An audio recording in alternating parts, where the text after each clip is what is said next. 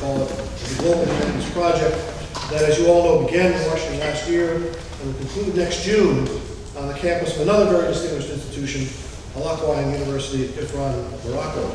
It's a great pleasure as well as an honor to address you on behalf of George Washington University. I'd like to thank, although she's not here at the moment, President Yulai Barmasulu and her colleagues for their splendid hospitality and for the warm reception we have all received. My remarks this afternoon will focus on the role of the arts and humanities in higher education, in the life of each nation, and in the global community as a whole. After my own brief remarks, I look forward to responding to your questions. In recent years, debates about the nature and purpose of higher education in my country have been strongly influenced by a report that was issued in 2006 by the National Academies of Science. That report, dramatically titled "Rising Above the Gathering Storm," argued that America's economic well-being was threatened by our declining ability to compete with the scientific and technological advances of other nations. The authors voiced a deep concern that, in their words, the scientific and technical building blocks of our economic leadership are eroding at a time when many other nations are gathering strength. That's their words. A primary source of that concern was their perception that the nation's pool of technical talent was shrinking, and they recommended increased investments in primary and secondary school education, particularly in what have come to be known as the STEM fields: science, technology, engineering, and mathematics. They also recommended a strengthening of the nation's commitment to basic research, especially in our institutions of higher education. Now, I take the challenge of what is generally referred to as STEM education very seriously. My university, thanks in part to its location in the very heart of our nation's capital, is often associated with work in the social sciences, and indeed political science is, without question, one of our strongest departments. But I am personally convinced, and our Board of Trustees shares my conviction, that in this century, an institution cannot be credible in the field of public policy if it's not also credible in the fields of science and technology. This reflects the undeniable reality that in our era, questions of public policy are profoundly intertwined with scientific and technological issues. The connection between science and policy is obvious in cases like the challenge of climate change, which is now so clearly and unmistakably threatening coastal cities, agricultural production, and biodiversity around the world. But it is also relevant, for instance, to global trade, which depends on policies of intellectual property that cannot be developed without a full appreciation of the technical issues they involve. Okay. Our understanding that credibility in the field of public policy requires credibility in science and technology is one reason why we are just about to open a new home for our science and engineering departments that will, without a doubt, be the largest such building ever constructed within 6 blocks of the White House. I'm pretty confident of that. In short, I welcome the urgent focus on STEM fields that drives so much of the thinking these days about the mission of higher education. But I regret the degree to which a focus on STEM appears, at least in my country, to be eclipsing a similar focus on the arts and humanities. That's one reason why, even though we're investing so heavily in the development of science and engineering, my university has also taken on, just this year, responsibility for the Corcoran, a distinguished school of the arts and design. It is our conviction that the kind of innovative thinking required to keep our economy and the global economy moving forward is just as much a product of the human imagination as it is of the rigorous methods the scientific and engineering disciplines apply to their subjects of inquiry. In fact, innovation often results precisely from the intersection of science with the arts and humanities. Recently, during a meeting with our chemistry faculty, I was delighted to learn that one of our new Corcoran students, within days of our merger with the Corcoran School, sought the aid of one of our chemistry professors to help him make his artwork glow. Now, I have to say, I mentioned that to one of his professors who said he could have just used glow tape, but he wanted to do something fancier, so he actually wanted to produce luminescence in the material of the artwork itself. I thought that was sort of fascinating. I would also mention the fact that the world-class collections of Washington, D.C.'s Textile Museum are moving into a new museum we have constructed in the center of our campus. Among the artifacts featured in those collections are items from Turkey and Morocco that illustrate the interaction of global trade, mathematics, technology, and art. And I hope you'll all, the next time you have a chance to visit Washington, D.C., if you come after March 21st, which is when the museum is formally opening, you'll be able to enjoy the display of the works of the Textile Museum in the heart of our campus. We're certainly not unique in our appreciation of the role that the arts and humanities play in complementing human achievements in the fields of science and technology. In fact, one of the great contributions of Muslim civilization to the world as a whole has been an appreciation of the ways in which science and the arts and humanities are both complementary and mutually supportive. The great civilization that gave us algebra also gave us calligraphy. The civilization that gave us astronomy also gave us the ceramic arts. And the civilization that gave us the medical discoveries of Muhammad ibn Zakaria Razi also gave us the splendid poetry of Jalal ad-Din Muhammad Rumi, who, it may surprise you to learn, is reputed to be the best-selling poet in America.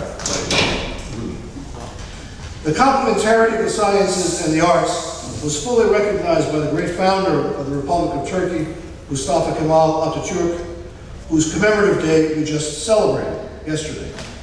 In 1933, on the 10th anniversary of the Republic's founding, he said the following: "I must make it clear with due emphasis that a historical quality of the Turkish community is its love for fine arts and their progress. That is why our national ideal is to constantly promote, with all means and measures, our nation's excellent character, its tireless industriousness, intelligence, devotion to science, love for fine arts, and sense of national unity." Now that I've mentioned the chief founder of the Republic of Turkey, I trust you will allow me to mention the chief founder of our republic. Several years ago, I had the honor of delivering the keynote address at the commencement ceremony of our global humanities partner, Al-Akwain University. Realizing that the story of my university was likely to be unknown to many in the audience, I told the assembled graduates and their families about our deep connection to our namesake, George Washington. In his last will and testament, Washington called explicitly for the establishment of a university to be located in the heart of the new nation's capital. He had a very specific purpose in mind. He knew that the first challenge facing the nation he did so much to bring into existence was to overcome the regional differences that had separated the 13 former British colonies that had become the original members of the United States. He knew that each colony had developed its own traditions, its own local government, its own way of perceiving the world. The new university he envisioned would provide instruction in, quote, all the branches of polite literature and science, in the arts and sciences, and in the principles of politics and good government. But even more important, in fact, Washington wrote that this was, in his judgment, a matter of infinite importance. The university would bring together the sons in those days of all the former colonies, enabling them to live and learn together, to form lasting friendships, and thereby, quote, being able to free themselves from the local prejudices and habitual jealousies that would otherwise prevent the states from coming together as one. In short, the students he envisioned would together forge a national identity and become the citizen leaders of the newly formed United States. Now, it turns out that George Washington, in addition to being a great general and statesman, was also quite an entrepreneur, although some of his ventures were less successful than others. To pay for the university, he left in his will a certain amount of stock in a company that was building a canal that he hoped would make money, but that unfortunately never did. So our university had a rougher start than he intended, and in fact it took more than 20 years after Washington's death in 1799 for sufficient funds to be collected and for the United States Congress to answer his call by chartering what eventually became the George Washington University. Much has changed since then. We now educate the daughters as well as the sons, not just from the former colonies, but from all 50 states. We also draw students from 130 countries.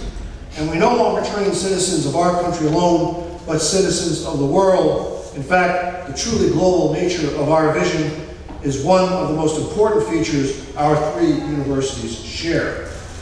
Another is our shared commitment to service to the community, the nation, and once again, the world as a whole.